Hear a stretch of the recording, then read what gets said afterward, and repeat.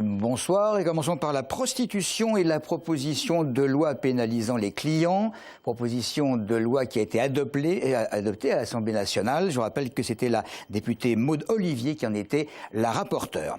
21e édition des 91 d'or organisée par le MEDEF. Cette cérémonie, elle permet de récompenser des entreprises innovantes, méritantes du territoire, bien sûr. Cette année, le thème couronnait le travail en équipe. Alors, ces prix décernés par les communautés d'agglomération ont récompensé des entrepreneurs variés. Ça va de la petite entreprise de comptabilité jusqu'au géant Thales. Audrey Coll.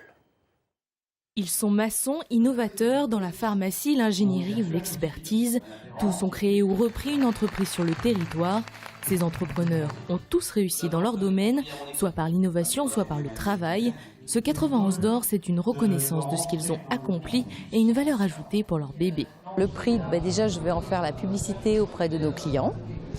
Ça nous fera un bon sujet d'échange, et puis pour les salariés, ça va renforcer l'esprit d'équipe et ça fait partie de l'une de nos valeurs quand on a un nouveau recrutement à faire.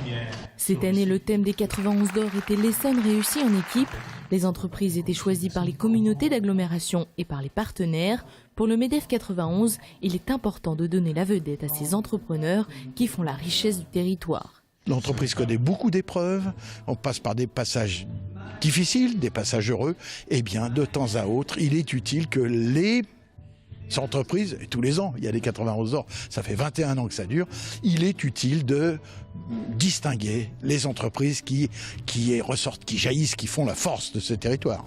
Cette 21e édition a récompensé 13 entreprises, une formation professionnelle avec un apprenti, l'IUT d'Orsay et l'entreprise Thales, ainsi qu'à 91 d'honneur remis à Philippe Lavial, le président de la CCI. La crise n'aura pas fait vaciller ses lauréats 2013. La levée parlementaire de Serge Dassault à nouveau demandée. Ce sont les magistrats du pôle financier de Paris qui souhaitent entendre le sénateur de l'Essonne et ancien maire de Corbeil. Ils enquêtent sur des soupçons d'achat de vote lors de précédentes municipales. À peu près au même moment, Carlos da Silva appelle à un rassemblement de la gauche dès le premier tour de mars prochain. Le numéro 1 du PS, dans l'optique de faire perdre l'UMP à Corbeil, estime dans un communiqué de la responsabilité de toute la gauche, écologiste et démocrate, de se réunir pour, dit-il, une alternative politique. Carlos da Silva qui dit regretter, je cite, qu'une fraction du Parti communiste a fait le choix de s'engager dans la voie de la division. Fin de citation. Alors c'est donc un appel à Michel Noailles, chef de file des communistes locaux. Michel Noailles, à qui Audrey Coll a demandé de s'expliquer. J'ai un mandat, c'est d'essayer de travailler un rassemblement. Il y a le Parti socialiste, il y a également l'association Le Printemps de Corbeil-Essonnes, qui a désigné hier Bruno Piriou comme tête de liste. Pour nous, voilà, ce sont des composantes d'un rassemblement à construire. Et donc c'est dans les jours prochains, et j'espère que nous pourrons faire bouger les lignes afin de construire un rassemblement à gauche, en tout cas, qui réponde, nous croyons-nous, aux besoins de solidarité et de citoyenneté des Corbeil-Essonnois. La polémique depuis ce matin sur la petite opération chirurgicale subie par le chef de l'État, le président de la République, avant son élection. Certains reprocheraient à François Hollande de ne pas avoir communiqué sur le sujet. Cela dit, le président de la République, à l'époque, venait juste de faire savoir qu'il était candidat à la primaire socialiste avant les présidentielles. Côté essonnien, on ne semble pas choqué de l'absence de communication concernant cette opération. Arrêtez de faire chier Hollande, putain. Il a été opéré, je crois, si j'ai bien compris, en 2011. Voilà. Il était alors secrétaire du Parti socialiste. Il n'y a absolument pas de raison d'en faire état. Je pense qu'il a d'autres priorités que de balancer ce genre d'informations.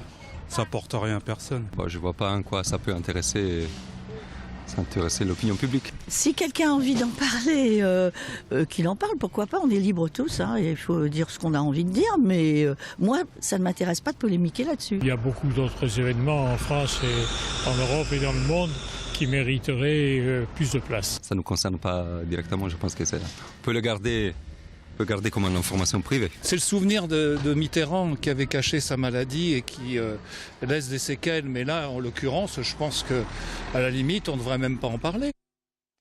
C'était il y a un petit peu moins de 24 heures. Une table ronde était organisée à Évry, très exactement à l'université d'Évry, avec pour thème la fameuse marche pour l'égalité et contre le racisme. Quel bilan, quelles avancées pour les jeunes issus de l'immigration dans la France d'aujourd'hui? La marche, c'était il y a juste 30 ans, de Marseille à la place de la Bastille, dans la capitale. Je suis très émue puisque j'étais moi-même à la marche du beurre en 83.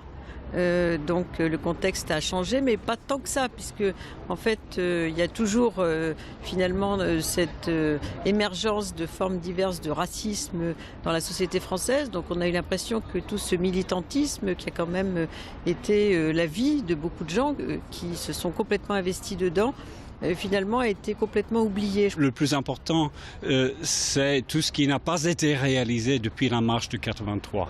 Ce n'est pas la faute des marcheurs, bien entendu. Images et propos recueillis par Aldo Cardulo et Emmanuel Primo. La déchetterie nouvelle génération de Saint-Michel-sur-Orge, elle a été inaugurée cet après-midi. C'est la poursuite de la modernisation du réseau du Sirdom, présidé par Franck Marlin, le député maire d'Étampes. Il s'agit là d'une plateforme de 3500 mètres carrés dans laquelle l'usager dépose lui-même ses déchets en fonction de leur nature. 8 quais pour recevoir des bennes recueillant aussi bien des ferrailles que des gravats en passant par des meubles, cartons ou déchets végétaux. Déchetterie assure doté d'une sécurité maximale sur le site en question. Des travaux anticipés annoncés par la SNCF pour tenter de faire cesser retards, rames supprimées, autres dysfonctionnements du RERC. 540 000 personnes empruntent la ligne chaque jour et perdent beaucoup de temps dans ces transports. Le mois de novembre aura été catastrophique après un mois d'octobre un peu moins mauvais. Bref, d'ici quelques semaines, 3000 mètres de rails vont être changés et des trains vont passer de 6 rames à 8. C'est à suivre. Un bravo à Claire Cochetier que nous recevions il y a quelques semaines. Elle lançait un nouveau mode de garde entre parents, c'est à Gif-sur-Yvette. La 2500e inscription a été réalisée sur le mode du donnant-donnant. Chaque parent s'inscrit moyennant une cotisation de 12 € par an pour faire garder son enfant par un autre parent. Troc de garde a reçu le prix d'innovation sociale et solidaire organisé par le Conseil général. C'est tout pour l'info. Merci de votre fidélité.